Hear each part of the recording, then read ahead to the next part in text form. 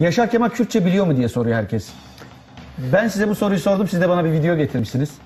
Yani herhalde ben hiç böyle bir şeyi bugüne kadar seyretmedim. Seyrederken tüylerim diken diken oldu.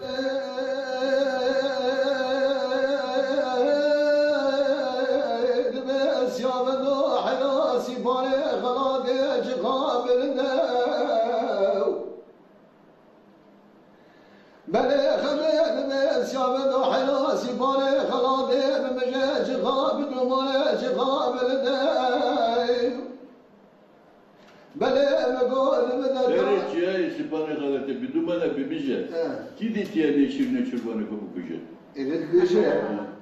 Sen dedin mi onu? Hadi beşe. Yaşar Kemal Kürtçe biliyor mu diye soruyor herkes. Ben size bu soruyu sordum, siz de bana bir video getirmişsiniz.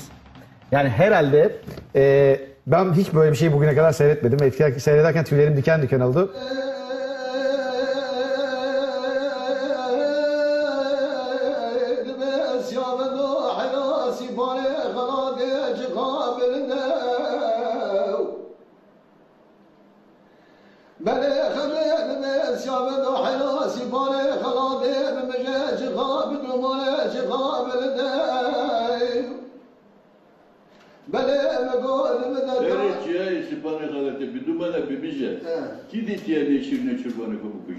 Evet, beşe.